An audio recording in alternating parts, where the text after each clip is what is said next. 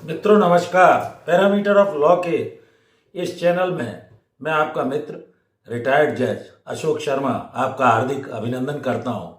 कुछ बच्चों द्वारा मित्रों द्वारा ये पूछा गया है कि सर निर्णय लेखन अर्थात जजमेंट राइटिंग, जजमेंट लिखते समय किन किन बातों का ध्यान रखना चाहिए, जजमेंट होता क्या है, क्यों लिखा जाता है, इन सारे प्रश्नों का जवाब मैं इस वीडियो में दूंगा। वीडियो लॉ फ्रेटर्निटी से जुड़े हुए जो बच्चे जज बनना चाहते हैं वो भी, तथा वो नए जितने एडवोकेट हैं यंगस्टर, इन सब के लिए अत्यंत महत्वपूर्ण है। वीडियो को शुरू से अंत तक देखें, वीडियो को एस्केप न करें। इसमें कुछ महत्वपूर्ण बातें मैं आपको बताने जा रहा हूँ। तो अब मैं विषय पर आता हूँ। सबसे पहले निर्णय क्या होता है और ये क्यों लिखा जाता है। आप जैसा जानते हैं कि न्यायालय में दो पक्षकार आते हैं। सिविल मामले में वादी और प्रतिवादी के रूप में ये एक या एक से अधिक हो सकते हैं। वादी अपनी प्लीडिंग या जिसे अभिवचन भी कहते हैं, वो pleading shall mean the plaint और रिटन स्टेटमेंट होता है ऑर्डर 6 के अनुसार। और इसमें पहले दावा पेश होता है जो वकील के माध्यम से, या पक्षकार अगर पढ़ा लिखा है तो वो स्वयं भी कर सकता है। प्रतिवादी अपना जवाब देता है जो 30 दिन में या अधिकतम 90 दिन में देना होता है।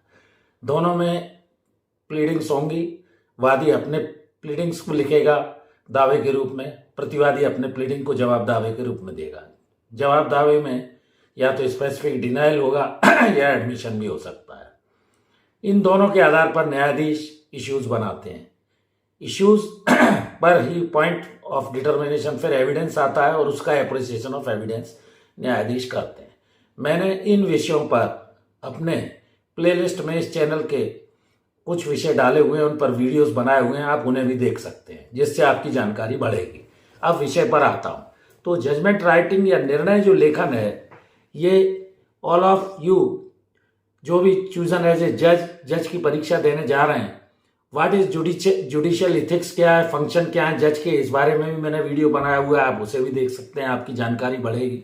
दूसरा, एक महत्वपूर्ण बात, निर्णय आदेश जो लिखित में लिखा जाता है जिससे वो एक प्रमाण के रूप में होता है और उसमें हमेशा वेटेज होता है क्योंकि वो लिखा जाता है और हमेशा के लिए वो एक प्रमाण पार्टी पर लागू होता है, वो लिखा जाता है। तो निर्णय आदेश के द्वारा लिखित में दिया गया जो जजमेंट है वो न्यायाधीश देता है। दूसरा, मेन एग्जाम का ये पार्ट है और इसमें सिविल लॉ का प्रोसीजर, क्रिमिनल लॉ का प्रोसीजर, क्योंकि जो भी जज बनता है वो सिविल जज क्लास 2 के रूप में भर्ती होता है, उसे जुडिशियल मजिस्ट्रेट सेकंड क्लास के पावर्स आते हैं, जुडिशियल मजिस्ट्रेट फर्स्ट क्लास के भी पावर आ जाते हैं, सिविल जज क्लास 2, सिविल जज क्लास 1 प्रमोट हो जाता है। तो ये फैसले सबको लिखने पड़ते हैं। अब जजमेंट राइटिंग जो है ये 100 नंबर का उस परीक्षा में होता है और इस जजमेंट राइटिंग के लिए आपको अभ्यास की जरूरत है। Practice makes a man perfect. बहुत सारे विद्यार्थी कोर्ट कचहरी नहीं जाते हैं और प्रोसीजर का भी उनको अनुभव नहीं हो पाता है कैसे क्या लिखना है। तो इसके लिए एटलीस्ट आपको 2 तरह के जजमेंट, जैसा मैंने बताया, सिविल और क्रिमिनल की तैयारी करनी होगी। जब प्लीडिंग, जैसा मैंने बताया, दावा पेश होता है, वकीलों के पुराने ड्राफ्ट्स आप देख सकते हैं। इसके लिए लिखने का बाजार में पुस्तकें भी आती हैं बहुत सारी जजमेंट राइटिंग की, और क्रिमिनल केस में भी।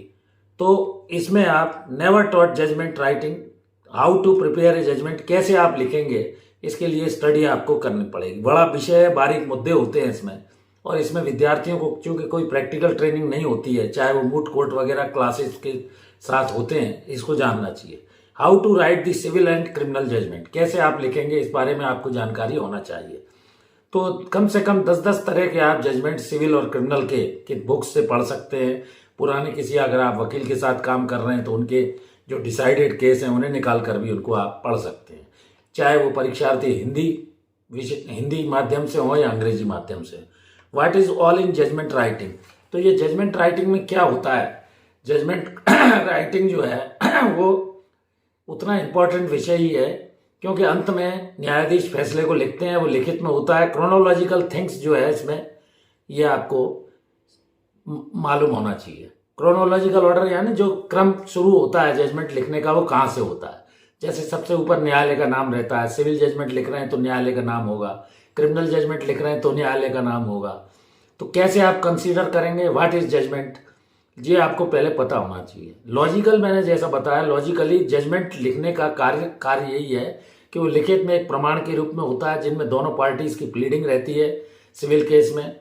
इसके आधार पर डिस्प्यूटेड पॉइंट्स पर इश्यूज, तनकी या वाद प्रश्न कहा जाता है, और इन्हीं पर पॉइंट्स ऑफ डिटर्मिनेशन निर्धारित रहता है। जो भी एविडेंस मामले में आती है, चाहे वो राइट्स के बारे में हो, लाइबिलिटीज के बारे में हो, डिसेबिलिटीज के बारे में हो, उस आधार पर न्यायाधीश दोनों पक्षों की जो एविडेंस कोर्ट में रिकॉर्ड करता है उसका फिर एप्रिसिएशन करता है, मूल्यांकन करता है। किस पक्षकार ने क्या कहा, किसने क्या कहा, किन विषयों पर वो सहमत है, चाहे वो मौखिक साक्ष्य हो या दस्तावेजी साक्ष्य हो, इस आधार पर मूल्यांकन होता है। तो judgement is the ultimate object और ओपिनियन ऑफ द जज, और उसमें क्वालिटी होना चाहिए। A person has to be decided, जो डिसाइड कर रहे हैं विवादित मुद्दा क्या है, राइट क्या है, लाइबिलिटीज क्या है और डिसेबिलिटी क्या है, नथिंग बियॉन्ड लॉ। वो कानून के बाहर नहीं जाना चाहिए। कानून के परव्यू में, परिधि में रहकर क्या स्थिति, कौन से रेलिवेंट फैक्ट्स हैं, किन्हें माना किन्हें नहीं माना, इन सब चीज़ों को न्यायाधीश अपने जजमेंट में तर्क सहित लिखता है। किन बातों को वो मानता है और किस आधार पर मानता है, किन बातों को वो नहीं मानता है और किन आधारों पर नहीं मानता है। तो विवाद के विषय के संबंध में फाइनल ओपिनियन जज की क्या है, वकीलों ने क्या उसमें तर्क रखे, किन बातों से वो सहमत हुए, किन बातों से नहीं।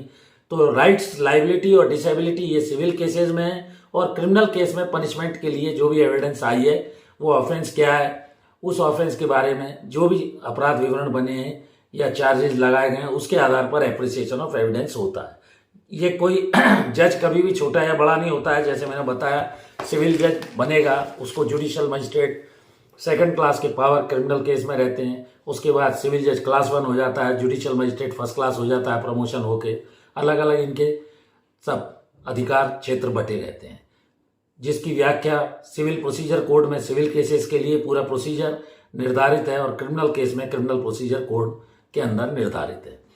तो ये रॉ मटेरियल जो जजमेंट का मैं विषय पर आ रहा हूं, to what you have to prepare, क्या आपको कैसे तैयार करना है, निर्णय किस चीज पर आधारित है। सबसे पहले दोनों ऊपर कोर्ट का नाम, उसके बाद उन्वान फलाने विरुद्ध फलाने, उसके बाद जजमेंट की डेट, केस का नंबर, ये सब ऊपर डलेगा। प्लीडिंग दोनों पक्षों की क्या किस पे आधारित है, किसने क्या कहा है, वो अलग अलग फैक्ट्स वाइज लिखी जाएगी। क्रिमिनल यदि केस है तो धारा 173 सीआरपीसी के अंतर्गत challan, either in the form of challan, जिसे अभियोग पत्र भी कहते हैं या चार्जशीट भी कहते हैं, वो प्रस्तुत प्रोसिक्यूशन करता है।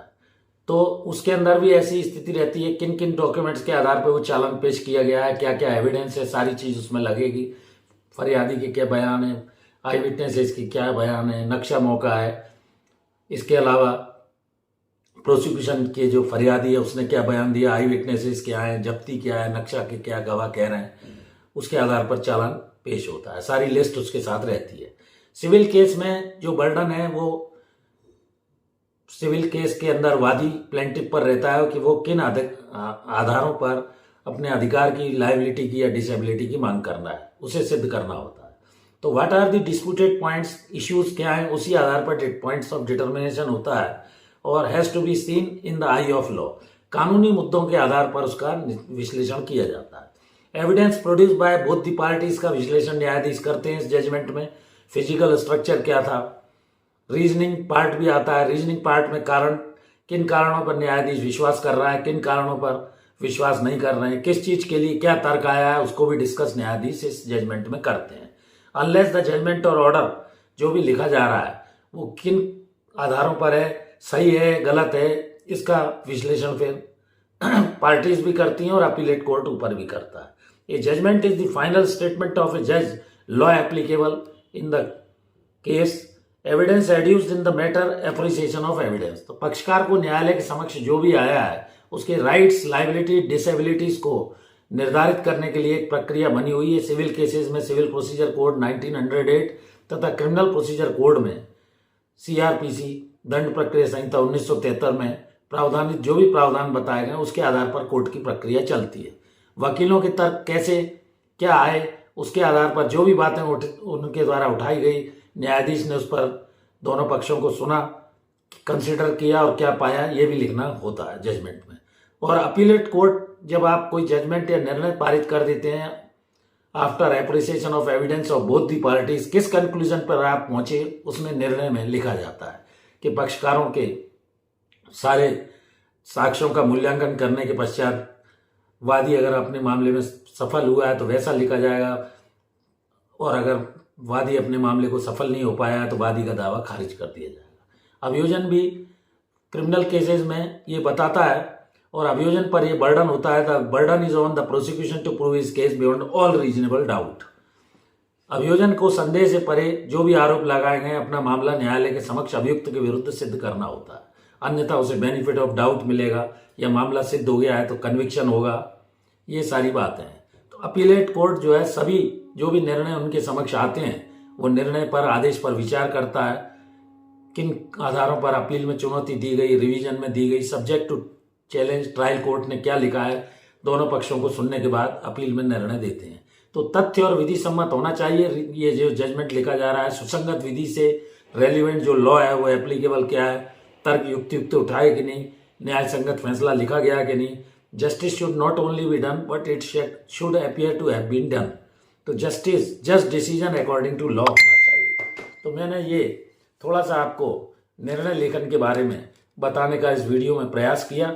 मैं आशा करता हूं कि मैं आपको जजमेंट के संबंध में सरल भाषा में समझा पाया, ऐसा मेरा विश्वास है। कोई इस संबंध में आपके प्रश्न हो तो आप कमेंट सेक्शन में कमेंट करिए, मैं उसका जवाब दूंगा। मैं शुरू से लीगल फील्ड से जुड़ा हुआ हूं और अपने अनुभव के आधार पर ये छोटे छोटे लीगल वीडियोस के द्वारा आपके कानूनी ज्ञान को बढ़ाने का प्रयास कर रहा हूं, और मैं आशा करता हूं कि आप मेरे चैनल से जुड़ ही गए होंगे, और नहीं जुड़े हैं तो कृपया जुड़ जाइए, अपनी कानूनी जानकारी को बढ़ाइए। इस वीडियो में यहीं तक, धन्यवाद।